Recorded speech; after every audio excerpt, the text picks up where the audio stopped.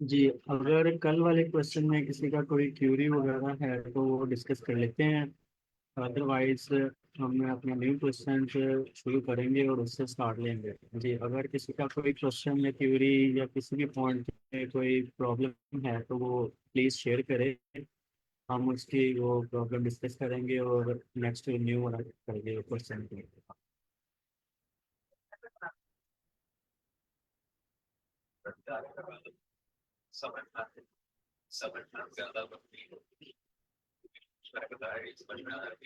I think सबका clear था कल वाला क्वेश्चन।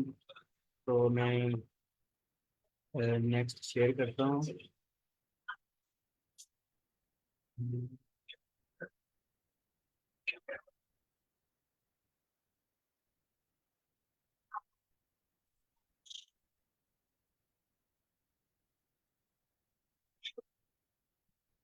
आज का क्वेश्चन हमारा है वैलिड एनाग्राम। एनाग्राम के बारे में मैंने कल थोड़ी सी डेफिनेशन बताई थी। आज भी थोड़ी सी रिपीट कर देता हूँ कि एनाग्राम हमारी वो अरे या स्ट्रिंग होगी जिसमें हम देखेंगे कि हमारे एलिमेंट्स की लेंथ सेम होगी और उनके जो फ्रीक्वेंसी ऑफ कैरेक्टर्स हैं, अगर ए है या जी है या एम है, वो दोनों स्ट्रिंग में एस और टी हमें स्ट्रिंग दी हुई है तो उन दोनों में वो करेक्टर की जो फ्रीक्वेंसी है या काउंटिंग है वो सेम होगी। क्वेश्चन में है हमें दो स्ट्रिंग गिवन है एस और टी। मेरी आवाज़ और स्क्रीन शेयर हो रही है आपको? अभी यस मुझे सर। ओके ठीक है।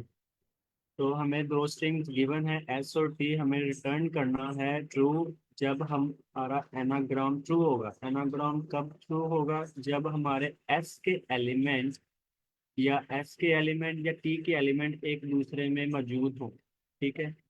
एस और टी पूरी की पूरी एक स्ट्रिंग है और फॉल्स करना है जब वो इक्वल ना हो या हमारे वो आपस में मैच ना कर रहे हो। ठीक है। अब एनाग्राम क्या होती है?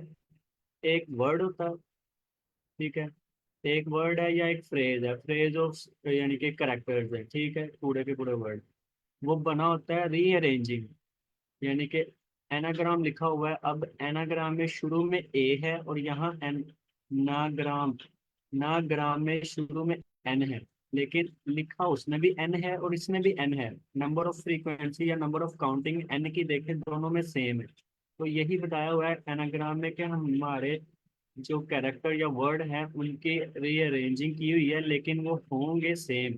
ठीक है, डिफरेंट वर्ड्स के, typically using original letters exactly once।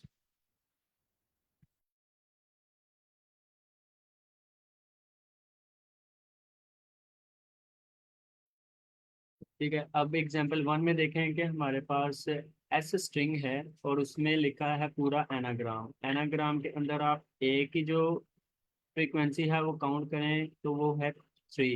ए यहाँ पर है, एन के बाद है और आर के बाद है, यानी कि हमारे पास तीन थ्री टाइम्स ए आया हुआ है। और अगर टी में देखें तो वहाँ भी थ्री टाइम्स ए आया हुआ है, लेकिन टी में उसकी अरेंजिंग डिफरेंट पोजीशन पे है जबकि एस में उसकी पोजीशन कहीं और है। ठीक है। और हमने रिटर्न ट्रू किया हुआ है क्योंकि हमने हर एलिमेंट जो हर करेक्टर है हमारा लेटर है स्ट्रिंग का, उसको दूसरी स्ट्रिंग में देखना है क्या वो मौजूद है या नहीं है।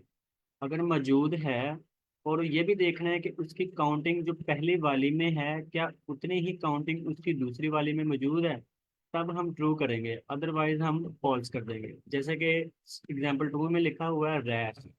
अब इसमें देखें ये भी थ्री करेक्टर्स हैं और ये भी थ्री करेक्टर्स हैं। ठीक है, लेटर्स हैं, लेकिन शुरू में आर है और इसके शुरू में सी है, लेकिन लेंथ दोनों की सेम है और आगे ए है और टी है आर इसमें भी है आर इसमें भी है, लेकिन इसमें टी है इसमें टी नहीं है। तो हमने यानी कि देखा लेंथ सेम है, कैरेक्टर्स की लेंथ सेम है, लेकिन इसमें हमारा टी मौजूद है और इसमें हमारा टी मौजूद नहीं है तो हम फॉल्स रिटर्न कर दें। ठीक है। अभी तक के लिए किसी को क्वेश्चन की समझ ना आई हो तो वो प्लीज़ काइंडली पूछे, हम उसको फ्री दोबारा करेंगे। जी, अगर किसी को क्वेश्चन की समझ ना आई हो।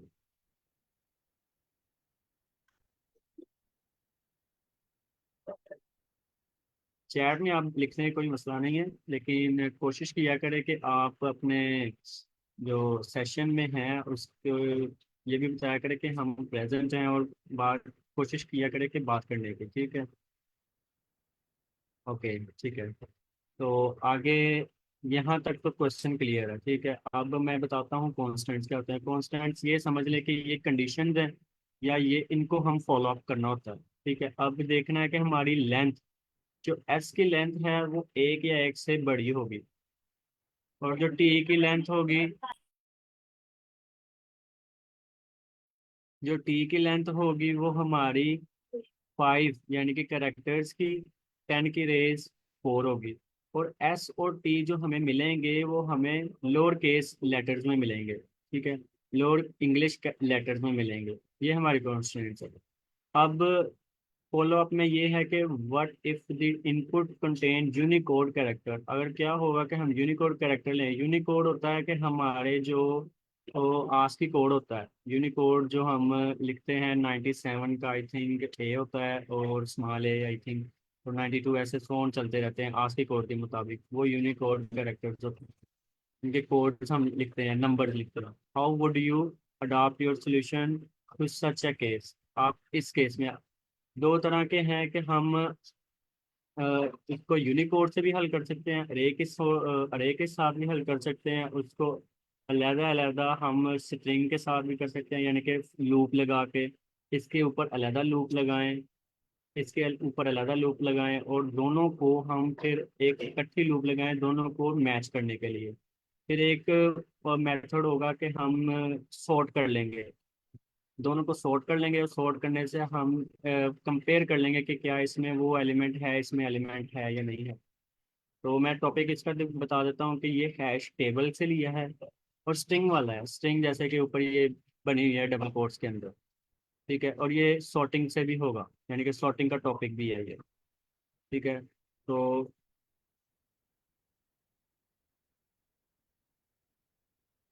अगर किसी का कोई भी क्वेश्चन है तो पॉइंटली हैंड रेज करके पूछे, वरना फिर कोड की तरफ चलते हैं और थोड़ा इसको और एक्सप्लेन करने की मैं कोशिश करूँगा।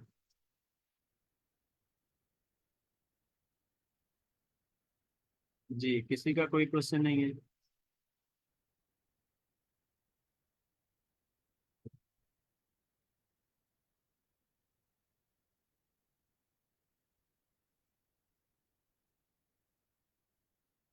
ओके, तो हम अपने कोड की तरफ चलते हैं फिर।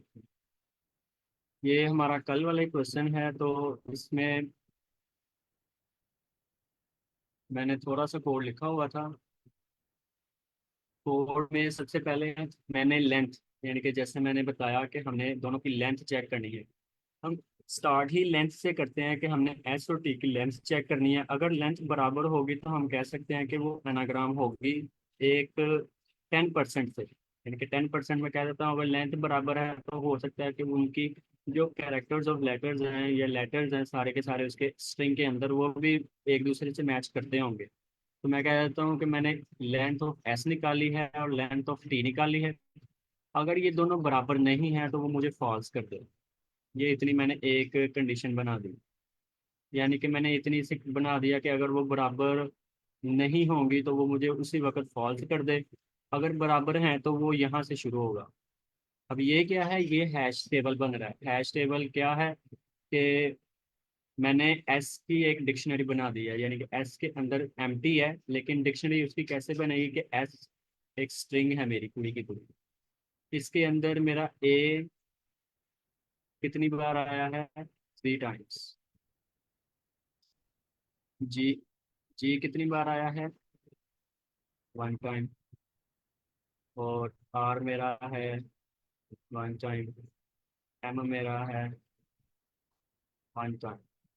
तो हैश टेबल में इस तरह की सीन बनेगी कि हमारा कैरेक्टर जो होगा, एक कैरेक्टर उसकी फ्रीक्वेंसी काउंट होगी, ये वैल्यू होगी। यानी कि ये हमारी की है। हैश टेबल के अंदर डिक्शनरी में कीज और वैल्यूज काउंट होती है। तो ये मेरी की है और ये मेरी वैल्यू है, ठीक है। अब वैल्यू वेरी करेगी, लेकिन की जो होगी वो सेम एक ही बार होगी, ठीक है। अब ए मेरा 3 टाइम्स था, पहले जब आया था वो एक बार था। फिर जब वो दूसरी बार आया तो एक हट गया, दो आ गया। और जब तीसरी बार आया तो उसकी हाईएस्ट फ्रीक्वेंसी या वैल्यू होगी थ्री। ठीक है।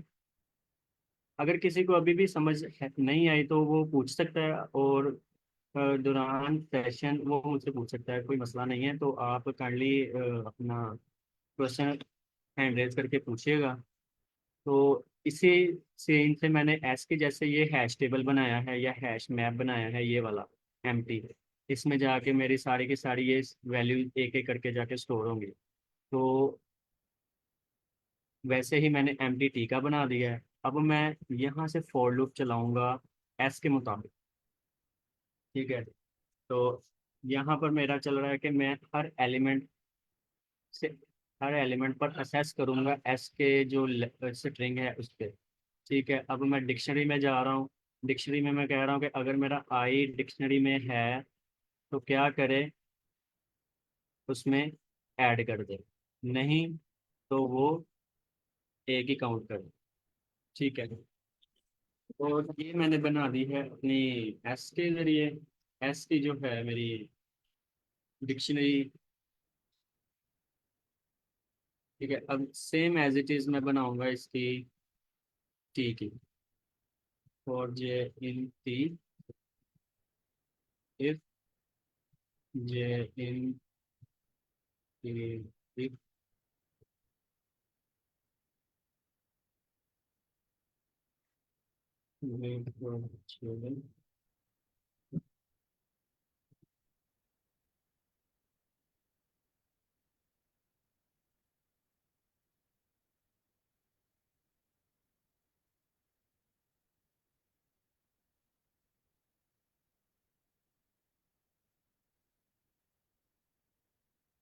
ये वाली लूप फॉर लूप इतनी, और ये वाली फॉर लूप इतनी, ये मेरी हर वैल्यू को चेक कर रही है कि अगर वो डिक्शनरी में मौजूद नहीं है या इस वाली ही टेबल में मौजूद नहीं है तो वो मुझे ऐड कर दे। अगर है तो वो आगे वाले एलिमेंट पर चला जाए। ठीक है। अगर ए पर वो आ गया है, ए अगर उसमें टेबल में नहीं है तो वो ए को ऐड कर दे, फिर आगे वाले एलिमेंट पे चला जाए।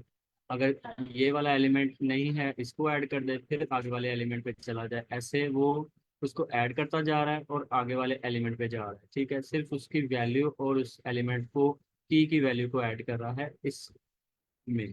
ठीक है। ये एम्प्टी जो मेरी डिक्शनरी है, या हम इसको ही टेबल भी कहते हैं, तो इसमें मुझे ऐड करके दे रहा है ये वाले दोनों फॉर लूप्स। और ये फॉर लूप अलग अलग उसकी बनी हुई है स्ट्रिंग की।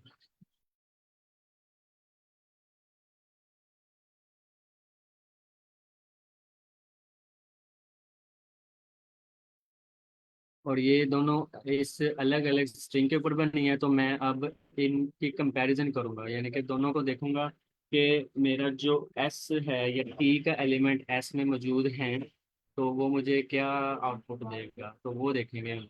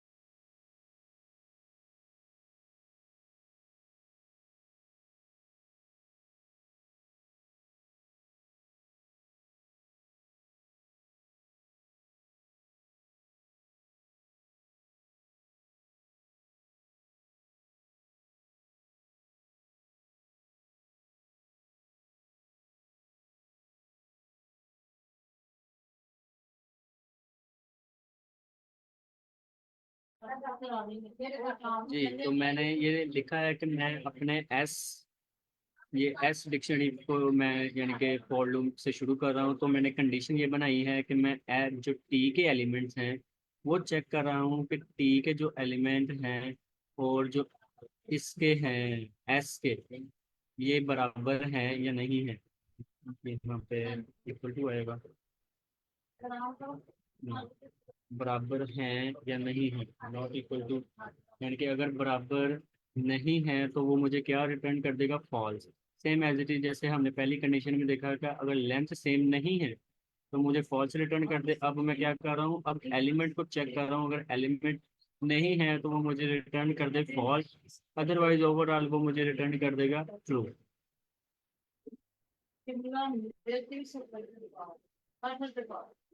तो अब मैं इसको रन करता हूँ।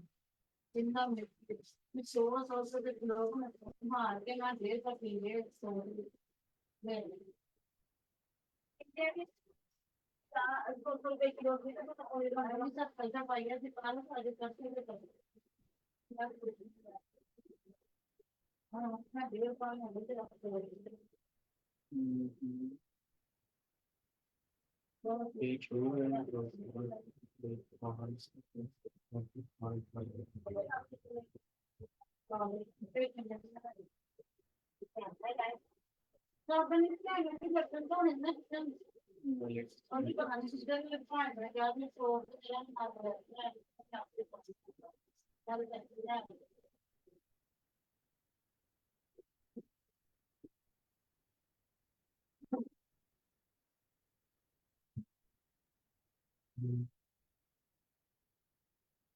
एक मिस्टेक।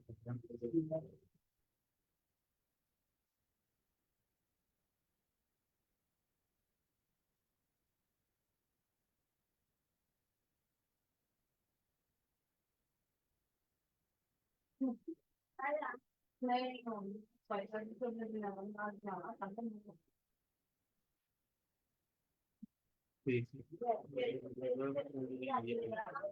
ठीक है। और आई इंटरसेक्शनलिटी ठीक, नॉट इंटरसेक्शनलिटी, ये ठीक है।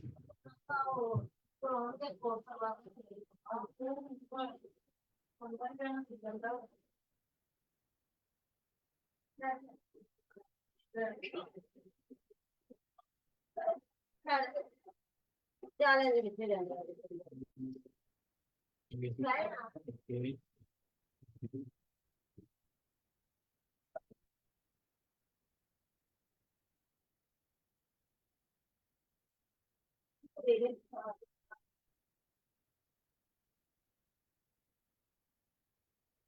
ये कंडीशन में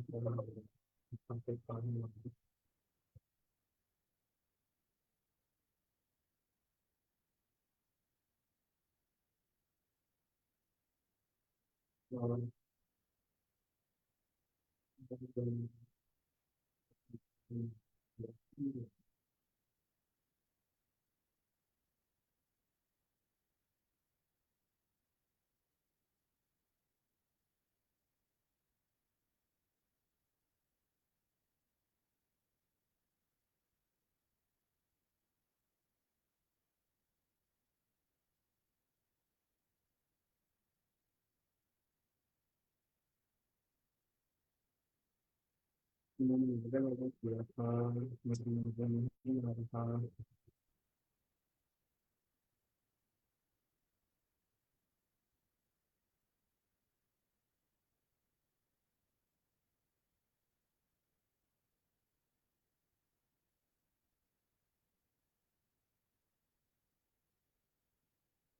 हम्म, अगर किसी को कोई, यानी कि मुझे मेरी मिस्टेक मिलती है तो वो काइंडली मुझे बताइएगा। जो लास्ट लूप आपने लगाया है उसमें जो टी डिक्शनरी है उसमें इंडेक्स में आपने जे लिखा है, लेकिन जे उसके फील्ड में डिफाइन नहीं होगा। शायद ये मसला हो। राइट, ये वाली जगह था। मैं कह रहा हूँ आपने इधर जे यूज किया इसी लाइन के लास्ट पे। ये वाली।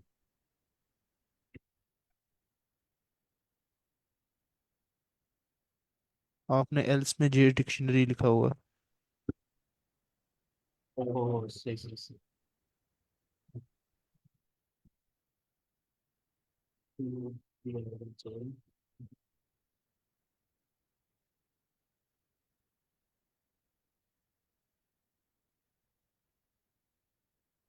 और जो लास्ट लूप है उसकी कंडीशन के लास्ट में जो टी डिक्शनरी है एंड पे, उसके इंडेक्स में जे लिखा हुआ है लेकिन जे कहीं डिफाइन नहीं है, इसके स्कोप में कहीं डिफाइन नहीं है जे।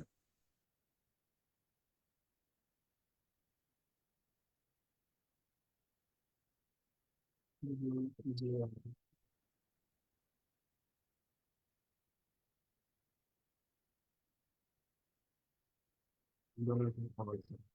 सर ये जो आपने लास्ट लूप लगाया है इसमें आप आई के जरिए इटरेट कर रहे हो, हाँ जी। तो यहाँ पे आप आई लिखोगे for if i not in T डिट।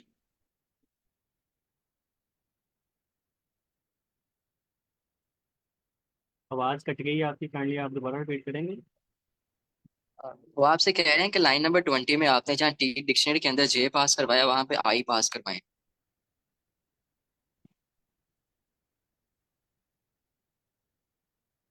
जहाँ लाइन नंबर 20 में।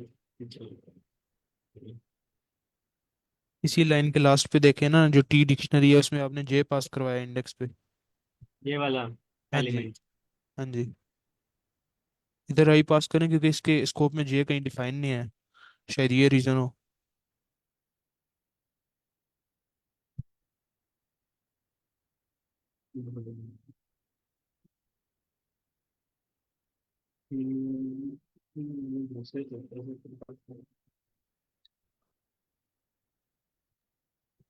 आप यहाँ पे जे यूज करें ही ना ना, आपने ऊपर फोर लूप के अंदर आई यूज किया है, यहाँ पे भी आप जे के बजाय आई यूज करें हर जगह पे।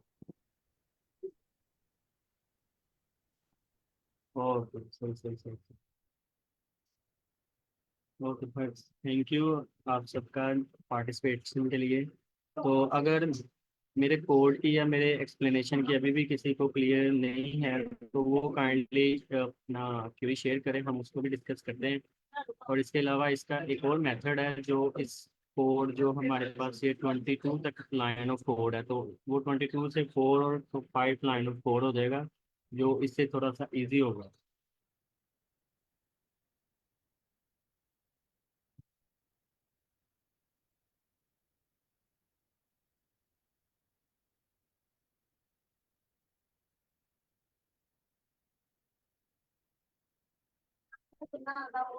जी, अगर किसी का कोई क्वेश्चन नहीं है तो मैं इसकी टाइम कम्प्लेक्सिटी बता देता हूँ कि देखें, हम पहले क्या कर रहे हैं, हम अपने हर एलिमेंट को एस में देख रहे हैं, यानी कि एस को आइटरेट कर रहे हैं।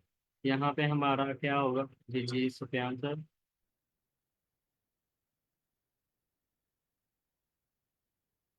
जी, कोई क्वेश्चन है आपका?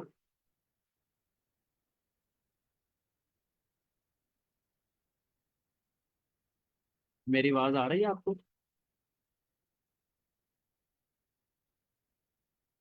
ये आ रही है। हेलो।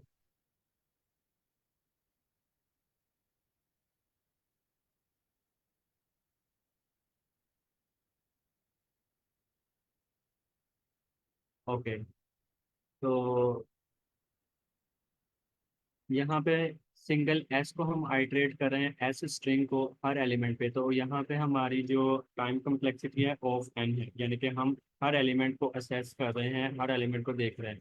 और same as it is dictionary T में भी ऐसे ही देख रहे हैं, तो यहाँ भी ऑफ एन, यहाँ भी of n. Of n, n की टू हो गई, यानी कि two F, two n square हो गई। और यहाँ हम देख रहे हैं दूसरी, यहाँ हमारी टाइम कम्प्लेक्सिटी जो है वो एन क्यूब हो गई है, क्योंकि हम 3 टाइम्स फोर लूप लगा रहे हैं, और 3 टाइम्स में ही हम क्या कर रहे हैं, पहले एक स्ट्रिंग को आइटरेट कर रहे हैं, फिर सेकंड स्ट्रिंग को आइटरेट कर रहे हैं, और फिर तीसरी लूप में क्या कर रहे हैं कि हम अपने ही जो ऊपर वाली लूप्स हैं उनको एक एलिमेंट के दूसरे एलिमेंट के साथ क्या कर रहे हैं, कंपेयर करके देख रहे हैं कि क्या वो उसमें मौजूद है या नहीं है। तो इसकी है एन क्यूब, और इसकी टाइम कम्प्लेक्सिटी है हमारी ऑफ एन, क्योंकि हम अपना जो आइटम है इसके अंदर वाला, स्ट्रिंग के अंदर, उसको ही देख रहे हैं। ठीक है। एक्सक्यूज मी सर, इसकी time complexity of n cube निकली। जी, क्योंकि टाइम कम्प्लेक्सिटी क्यूब ऐसे आएगी कि हम अपने हर जो स्ट्रिंग है, यानी कि हमारे पास दो स्ट्रिंग्स है ना, एस और टी। एस और टी को हम अलग अलग आइटरेट कर रहे हैं। आइटरेट का मतलब है कि हम अपने हर लूप के अंदर उसके जो जो एलिमेंट हैं उसको देख रहे हैं, एक एक एलिमेंट को देख रहे हैं। तो अब उसकी लेंथ में क्या है कि ये लेंथ जितनी बड़ी होगी उससे हमें अपना टाइम ऑफ देख मिलेगा। लेकिन हम एक बार फॉर लूप लगा रहे हैं, जो फॉर लूप कांस्टेंट ही होती है, लेकिन जब हम अपने मल्टीपल फॉर लूप लगा रहे हैं तो मल्टीपल टाइम्स हमारा एन आएगा। तो हमने क्या किया, यहाँ फॉर लूप लगाई हुई है एस के ऊपर, यहाँ फॉर लूप लगाई हुई है टी के ऊपर। तो ये एन स्केयर हो गई है अलग अलग के ऊपर। तो ये तीसरी जो फॉर लूप हमने लगाई है, ये हम कंपेयर कर रहे हैं हमारे आई एलिमेंट जो एस डिक्शनरी का है उसके अंदर टी के साथ कंपेयर कर रहे हैं। तो ये हमारी एन की क्यूब हो गई है, एन स्केयर क्यूब सॉरी। तो स्पेस हमारी एन है क्योंकि हमने हर बार अपना जो एस या टी है, ठीक है, उसको ही देख रहे हैं, क्योंकि इसके अंदर ज़्यादा स्पेस किस पे डिपेंड कर रही है, हमारी स्ट्रिंग की लेंथ पे डिपेंड कर रही है। तो ये स्पेस भी उतनी ही ले रही है।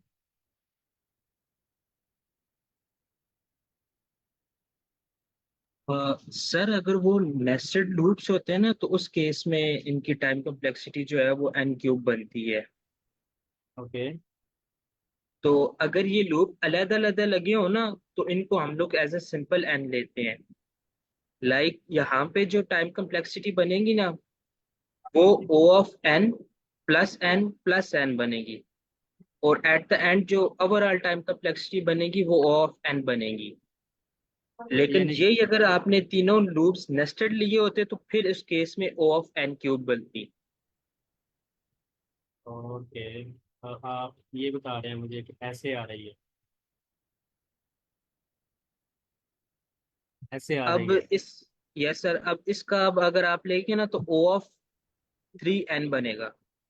जी हाँ। क्योंकि 4 3 ऐड 4 करेंगे हमारा ओ ऑफ ठीक है। Three n. जी।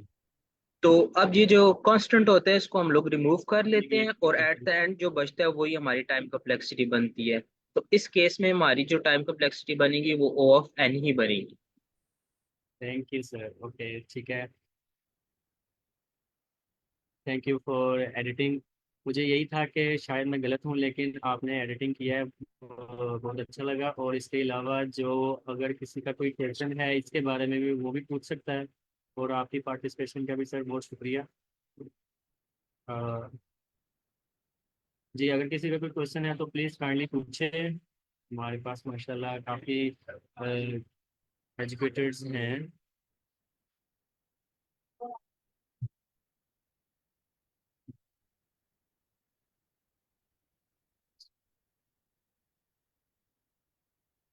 जी, किसी का कोई क्वेश्चन नहीं है?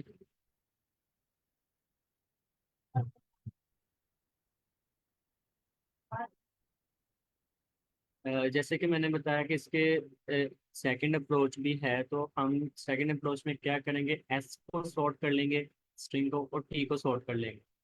और उस स्ट्रिंग सॉर्ट करने के बाद हम दोनों को कंपेयर करेंगे। जब सॉर्ट हो जाएगी तब ये अपने रियल अल्फ़ाबेट्स में आ जाएगी, जैसे ए के बाद बी आता है, बी के बाद सी आता है, ऐसे ही वो सॉर्टेड हो जाएगी। और ये भी टी सॉर्टेड हो जाएगी। अब सॉर्ट होने से हमें ये फ़ायदा होगा कि हम दोनों को देख सकेंगे कि बराबर है या नहीं है। सिर्फ सॉर्ट करना है, बाकी सारी सिनेरियो वही होगा कि हमने एक एक एलिमेंट को असेस किया है, फिर उसको कंपेयर किया है। तो वो हमें बता देगा कि हमारा क्या यानी कि रिजल्ट निकलेगा। तो इसमें कुछ ज़्यादा यानी कि वो नहीं है, लेंथी कोड नहीं है। इसमें हम सॉर्ट करेंगे किसको, एस को, और चेक करेंगे वो बराबर है सॉर्टेड टी, और रिटर्न कर देंगे ट्रू। अदरवाइज क्या रिटर्न कर देंगे, एल्स रिटर्न फॉल्स। ये सारा का सारा कोड यही इतना काम करेगा। चेक कर लेते हैं, मे भी छोटी सी गलती हो, लेकिन नहीं, इसमें नहीं है। अब देखें कि हमारे पास जो एस की स्ट्रिंग्स हैं वो हमारे पास एनाग्राम ए से स्टार्ट हो रही हैं, लेकिन जो टी की हैं वो एन से स्टार्ट हो रही है। जब टी सॉर्ट हो जाएगा, वो भी शुरू ए से होगा, फिर जो अल्फ़ाबेट ऑर्डर आएंगे वो एन आएगा, फिर एम आएगा, फिर ऐसे ही एम एन आएगा, फिर जी पहले आएगा, ऐसे ही सॉर्ट दोनों हो जाएंगे। और फिर वो हम कंपेयर कर रहे हैं क्या वो इक्वल हैं, और फिर वो रिटर्न कर देगा ट्रू, अदरवाइज वो रिटर्न कर देगा फॉल्स।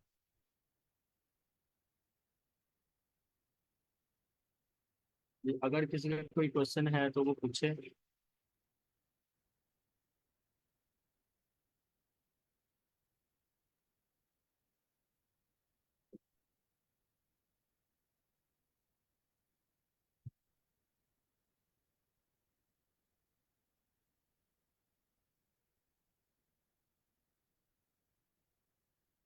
किसी का कोई क्वेश्चन नहीं है।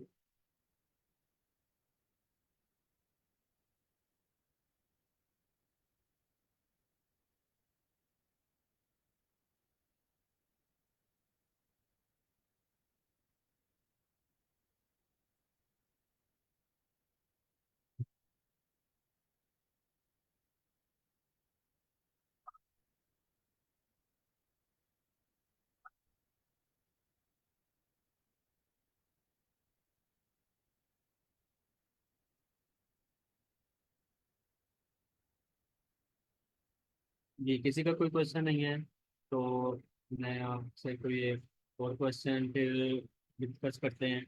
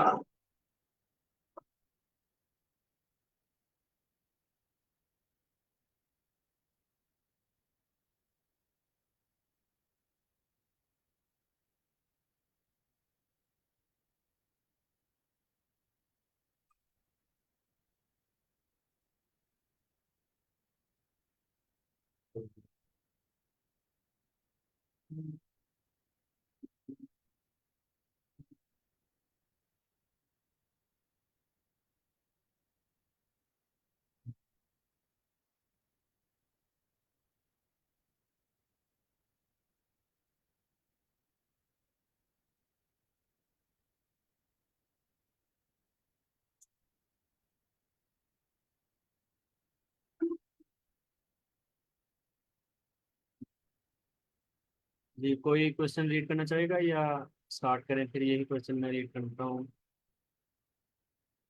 हमारे पास भी है 20 मिनट्स हैं ऑलमोस्ट। मेरी आवाज़ क्लियर आ रही है ना आपको?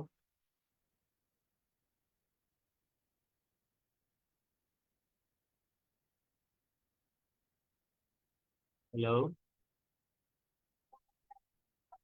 यस सर, क्लियर है। ओके। जी सर, जी सर। तो मैं ये क्वेश्चन रीड कर देता हूँ। गिवन एन इंटीजर अरे, हमारे पास इंटीजर हमें मिली हुई है नम्स की, ठीक है, अरे है वो। हमने क्या करना है, मूव्स करना है ऑल जीरो, सब के सब जीरोस को मूव करना है to the end of it while maintaining the relative order of non zero element. हमने हर जीरो एलिमेंट को क्या करना है, मूव मूव करना है एंड की तरफ, यानी कि एंड पे लेके जाना है। और क्या करना है, जो रिलेटिव नॉन जीरो एलिमेंट्स हैं उनको क्या करना है, हमें राइट लेफ्ट साइड की तरफ लेके जाना है। अब क्या करना है कि that you must be do this place without making a copy of अरे। ठीक है, हमने एक्चुअल अरे की कॉपी नहीं बनानी, और उसको हर एलिमेंट को जो हमने लेके जाना है, जीरो नॉन जीरो वाले एलिमेंट्स हैं उनको एन पे लेके जाना है। और ये भी करना है कि हमने एक्चुअल की कॉपी नहीं बनानी। एग्जाम्पल वन में देख सकते हैं कि हमारे पास स्टार्टिंग में जीरो है, फिर वन है, फिर जीरो है, फिर 3 और 12 है। पोजीशन जीरो पे, यानी कि इंडेक्स जीरो पे और इंडेक्स वन पे, टू पे सॉरी, इंडेक्स जीरो पे और ये वन है और ये टू है। इंडेक्स जीरो पे और इंडेक्स वन पे हमारे पास जीरो है, तो हमने क्या करना है, इन दोनों को लास्ट में लेके जाना है। और बाकियों को क्या करना है, वैसे ही एज इट इज हमने उनको यानी कि आगे कर देना है, एलिमेंट को, 1 आगे चला जाएगा 0 की पोजीशन पे और 3 आगे, और 0 जो होगा वो हम क्या करेंगे, कुछ भी नहीं, वो वैसे का वैसे ही रह जाएगा।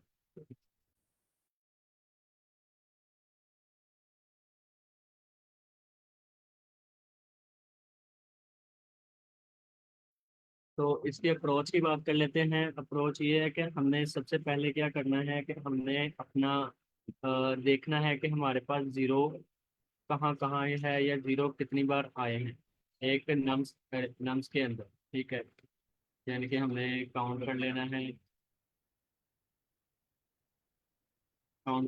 जीरो एलिमेंट्स या नॉन जीरो एलिमेंट, दोनों में से एक को हमने काउंट कर लेना है नॉन जीरो एलिमेंट।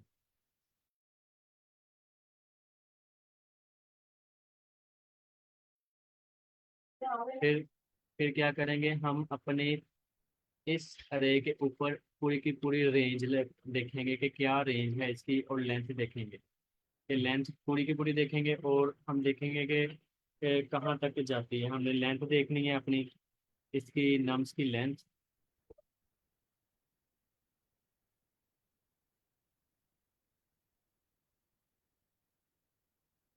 ठीक है, और अब ये हमारी लूप है, लेंथ के अंदर हम रेंज लगाएंगे। रेंज कहाँ तक जाएगी, हमारी लेंथ तक जाएगी, जब तक हमारे पूरे के पूरे एलिमेंट सॉर्ट नहीं हो जाते, नॉन जीरो राइट साइड की तरफ नहीं आ जाते, तो हम इसके अंदर कंडीशन लगाएंगे। कंडीशन क्या लगाएंगे कि हमारा जो नम्स का एलिमेंट है, नम्स का आई कहते हैं हम इसको, नम्स का जो मेरा आई है वो चेक करेंगे कि जीरो के बराबर तो नहीं है।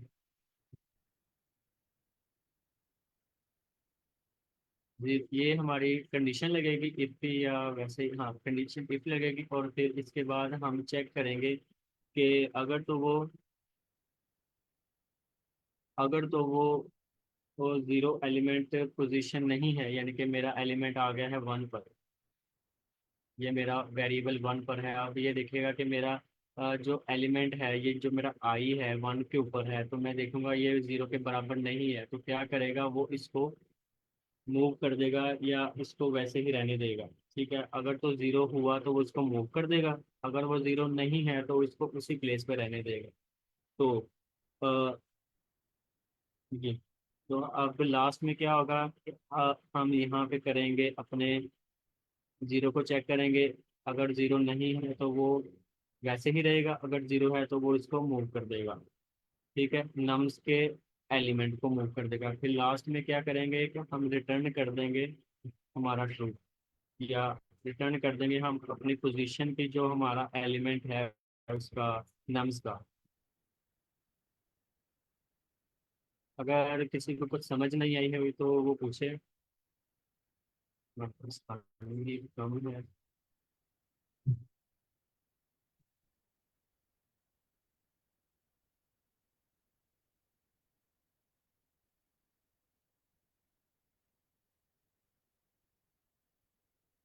किसी को समझ नहीं आई तो वो काइंडली पूछे। तो अगर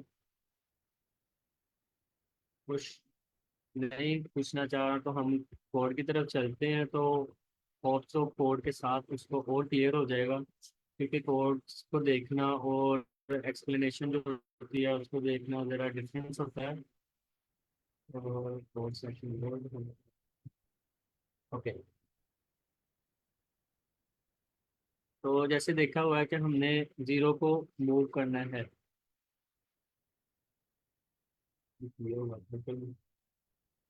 हमने इनिशियलाइज किया है अपना पॉइंटर, या कह सकते हैं मैंने क्या किया है, एक पॉइंटर इनिशियलाइज किया है, राइट पोजीशन किया हुआ है जो कि जीरो है। हमें नहीं पता कि हमारा जो जीरो एलिमेंट है वो कहाँ पर है, तो मैंने क्या किया है, एक इनिशियलाइज कर दिया है जीरो को।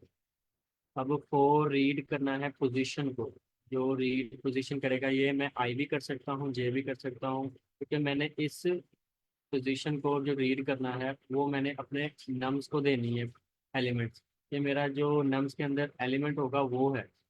ठीक है, अब मैं क्या कर रहा हूँ, लेंथ तक जा रहा हूँ, four I in range length.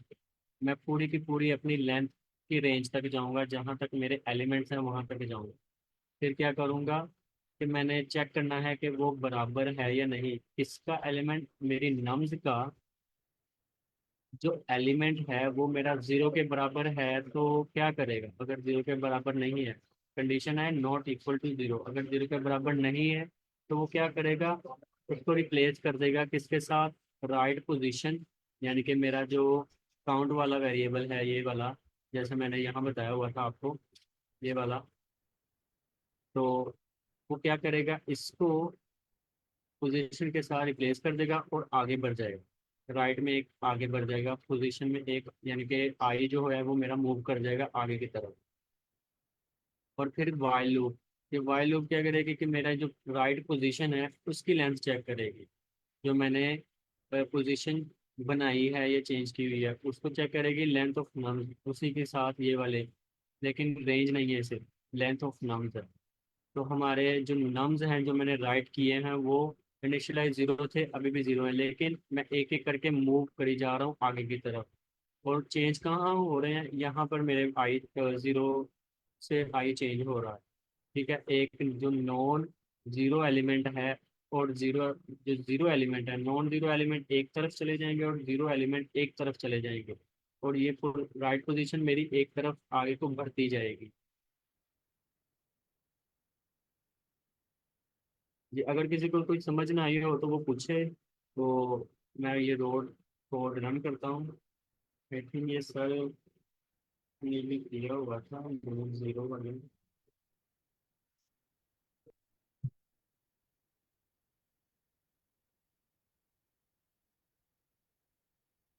ये तो हमारा ये कोड भी रन हो गया है, सबमिट।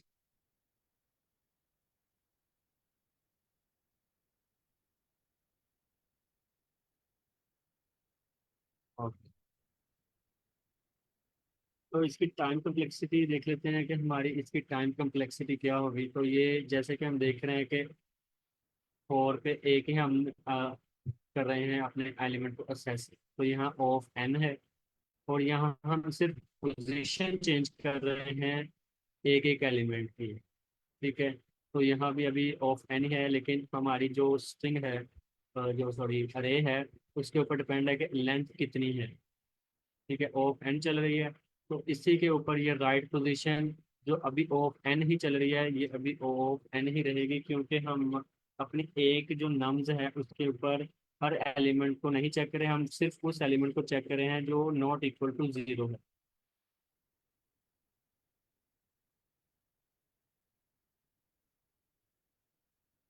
जी सर, अगर कोई ऐड करना चाहता है टाइम या स्पेस कम्प्लेक्सिटी के बारे में तो प्लीज़ काइंडली ऐड करें, और मुझे भी बताएं कि क्या हो सकती है इसकी पॉसिबिलिटी। अगर मैं भी शायद मैं रॉन्ग हूँ तो आप उसको राइट करके मुझे बताइएगा।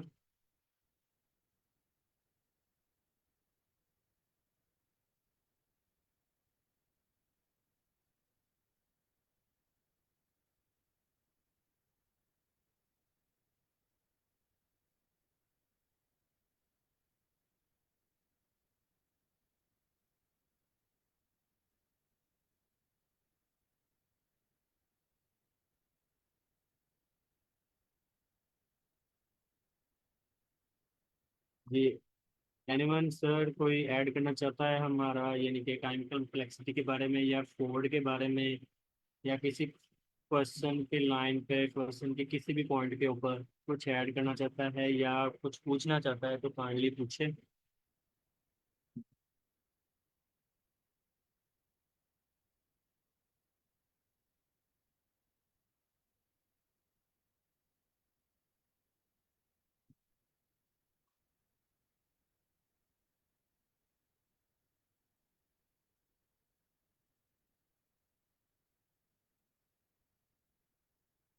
जी कोई भी नहीं, तो इसी के साथ फिर हम अपना आज वाला सेशन एंड करते हैं, और नेक्स्ट इंशाल्लाह हम अपने न्यू क्वेश्चंस के साथ आएंगे। और आप सबसे ये रिक्वेस्ट है कि काइंडली अपनी जो पार्टिसिपेशन है उसको बताया करें कि अगर किसी पॉइंट पे समझ नहीं आती तो उसी वक्त पूछ लिया करो, और अगर समझ आ भी रही है तो उसमें ऐड करने की कोशिश किया करें कि यहाँ पर ये भी हो सकता है, हम इसको चेंज कर सकते हैं, या अगर हम इसको इसके मुताबिक नहीं लिखें तो क्या होगा। क्योंकि क्वेश्चन से करने से हमें और चीज़ें समझ में आएंगी, और चीज़ें हम एक्सप्लोर करने के काबिल होंगे। तो आपसे रिक्वेस्ट है कि नेक्स्ट सेक्शन में आप ज़्यादा से ज़्यादा क्वेश्चन करें, क्योंकि क्वेश्चन से हम ज़्यादा अपने आप को बेहतर बनाते हैं। ठीक है, चलें ठीक है, फिर हम आज का अपना सेशन एंड करते हैं।